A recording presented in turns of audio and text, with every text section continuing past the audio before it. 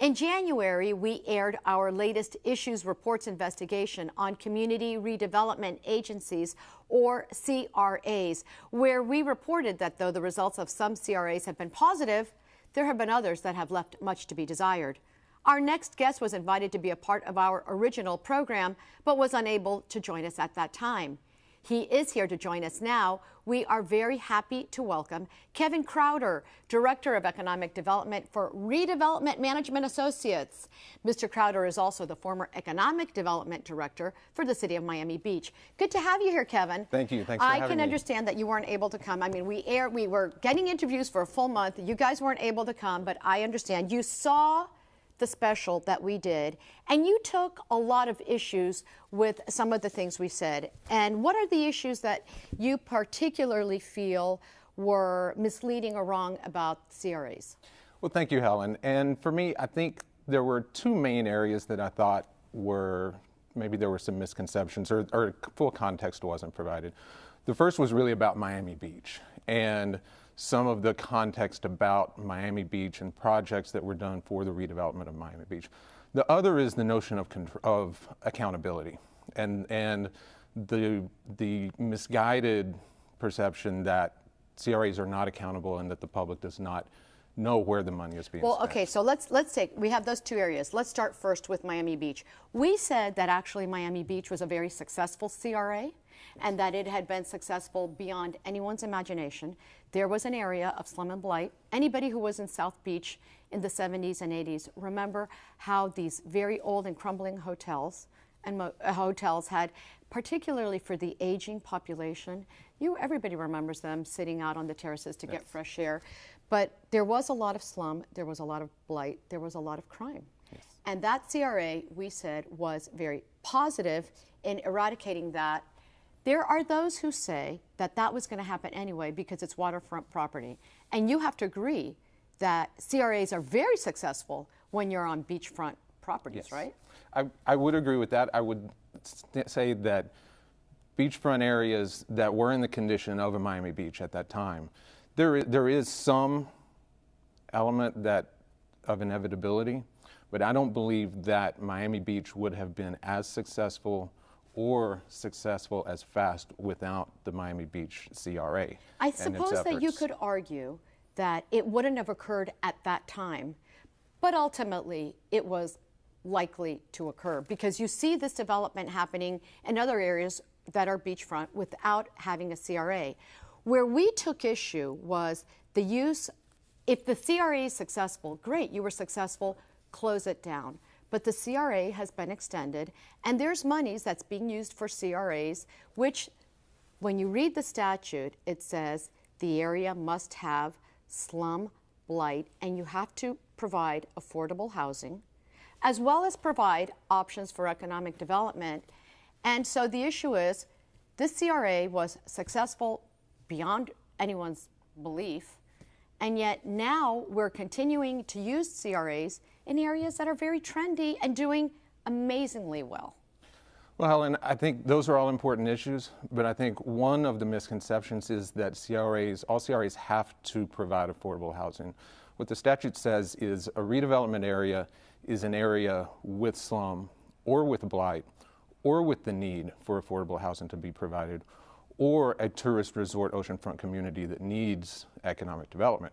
I think that affordable housing is important to a lot of different communities, but their housing reality is going to be different from one community to the next, and the housing strategies that are best for that community are going to vary from one community to the next. And so in Miami Beach, when we look at affordable housing, the Miami Beach CRA did participate in affordable housing, but CRAs are not lead housing providers. They're not created to be housing authorities, and there are a lot of different partners for affordable housing. But it does say, and I would agree with you, and I read the statute, and the statute leaves the door open for a lot of interpretation. Yes. It does say affordable housing, it does say slum and blight, but it also says you shall provide opportunities for, and/or in other words, incentives for private business to come in and to redevelop.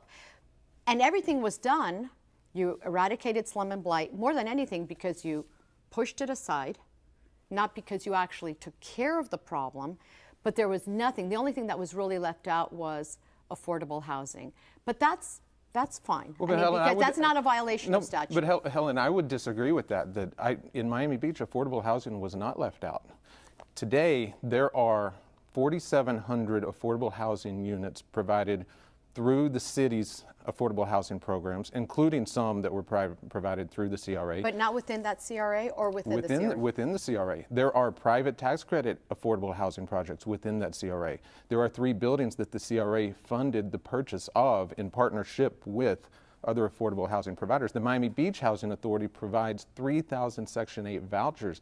That's 7,700 affordable housing, subsidized, assisted affordable housing units in Miami Beach out of a total households of 43,000. Why do we need to use CRA dollars, which are used to provide, which are for areas that are in need? You have to be an area in need before you can establish a CRA. Why do we still need a CRA in Miami Beach today? Why do you need CRA dollars for Lincoln Road? Miami Beach is hopping, and thankfully so. Why do you need for that? Why do you need CRA dollars for the Bass Museum? It's not the responsibility of the CRA to be able to provide those type of dollars for areas that are really well-to-do. Well, I think there may be some confusion about Lincoln Road and the Bass Museum and what CRA dollars are used for those projects and are not. Now, I do not work in Miami Beach anymore, I can't. I would like to say you were there from 1998 to 2012? Yes. 1998 yes. to 2012. Yes, and 4 years in Miami Beach. In Miami Beach, and 4 years before that, I worked for the business improvement districts in South Beach, Lincoln Road, Washington Avenue, Collins Avenue. But in the case of the Bass Museum and in the case of Lincoln Road, where the CRA came in is the CRA funded part of the redevelopment of Lincoln Road going back to the 1994 project. Back then, Lincoln Road, out of all of the blocks on Lincoln Road, 58% of the buildings on Lincoln Road were deteriorating. On Collins Avenue, 69% of the buildings on Collins Avenue from where the Ritz-Carlton is now up to the Roni were deteriorating. And even 48%, almost half of the buildings on the east side of Collins Avenue were deteriorating. And so there was investment made by the CRA into Lincoln Road. And that's why it was very successful. Not only that, it was because the rents were so low, it had become an artist colony. Right. And now the rents are very high, and so of course the right. The artists have moved. And so as the property values went up and the taxes went up, those taxes aren't going back into Lincoln Road. They stay within the city center district, but similar to the Bass Museum, the neighborhood the Bass Museum is in was a very different neighborhood 22 years ago when the CRA was created. But you're speaking to the success of the CRA. So why do you need to continue to expand the CRA when you were successful? Shouldn't a successful CRA close? Well, a successful CRA should close, as the one in South Point did when it achieved its mission.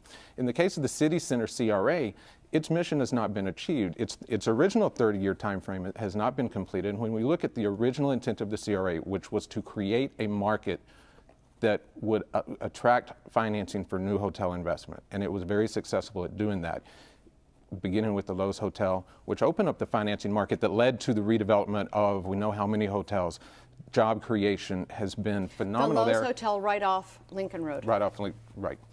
And the job creation has been phenomenal, but we still have more to do in Miami Beach. The Miami Beach Convention Center, which is an economic driver, it is the driver of a lot of business in those hotels and maintaining the economic viability of those hotels. Are you telling me that without a CRA, the redevelopment of City Center or the Convention Center wouldn't exist? I believe that is true. Really? I believe that is true. Then why would Fontainebleau have invested $1 billion in refurbishing itself if that was the case? Well, because the convention center is not the only driver of tourism. It is one of the most important economic drivers that we have, but there are a lot of other drivers of tourism, and the Fontainebleau is not located adjacent to the convention center. Even the Lowe's Hotel, as we've found, is not located adjacent to the convention center and is driven, and their business is driven. But these extraordinary investments are occurring without with the benefit of CRAs. So that's why I'm saying, it's like... No, not all of them. Well, but the ones that we're talking about right now, I mean, not all, but certainly when you look at this, you say that the CRAs have been, I would suggest to you, and as others have suggested, that the development of the convention center in Miami Beach. Maybe it's a political payoff for other concessions made to Miami-Dade County government, and that's possible. But I would suggest to you that that is such an extraordinary piece of real estate, 52, 54 acres we're talking about. It's an extraordinary development that's going to occur with or without CRA dollars. But a developer, it would be a fool not to take advantage of this incentive if it exists, but be that the case. Well, and very quickly, because I want to get into your second point. Sure. About the Miami Beach Convention Center, though, the conditions around the Miami Beach Convention Center need to be improved. In order to stay viable, it needs an on-site convention quality hotel. It needs better connections to centers of commerce like Lincoln Road and the hotel district. And so there are still conditions there that need to be addressed, and the CRA is the tool that is available to address those, to continue to grow the tax base and address jobs. Broward County Commissioner Dale Holness has stated in our issues report special, accountability of CRAs has been a critical issue, and you took issue with that. I did, and what I took issue with is it was implied that it's a critical issue because accountability does not exist. And that's the piece I take issue with. CRAs conduct their annual audits. CRAs submit their annual report to the county as required by state law. They conduct all of their business in the sunshine. They should.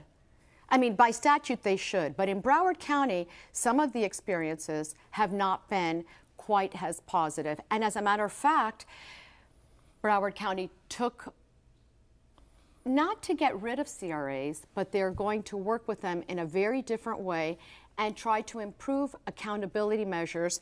And this is County Commissioner Dale Holness stating this, and we also have Broward County Bertha Henry also stating the same thing.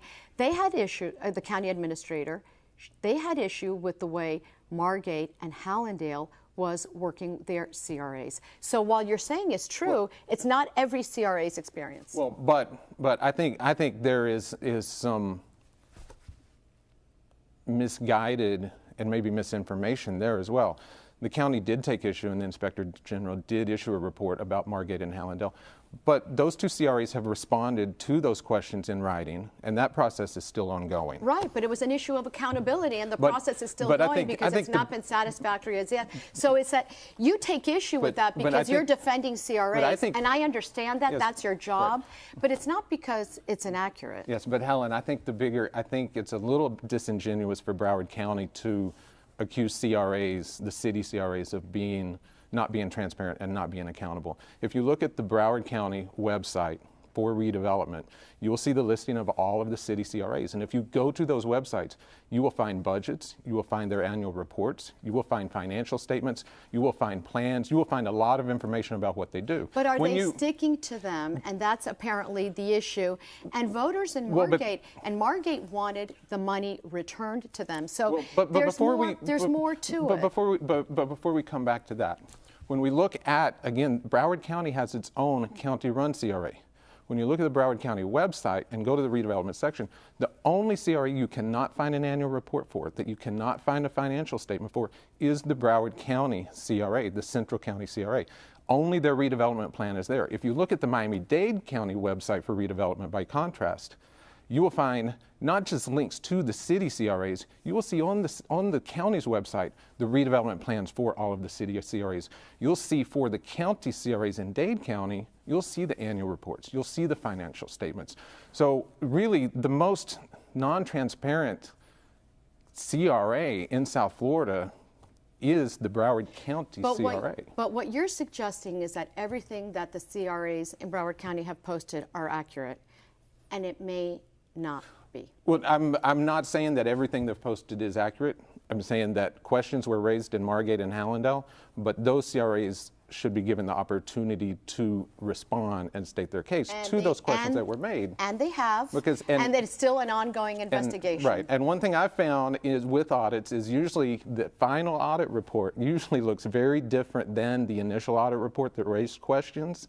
And usually if it doesn't, there's usually some other political or power agenda at play. You should have been available to be in our investigative reports, and you chose not to. It was not a matter of choosing not to. I found out after the fact. Then Your company knew. But anyway, thank you so much for joining us, Kevin Crowder. Thank you very much. Hope to keep this conversation going.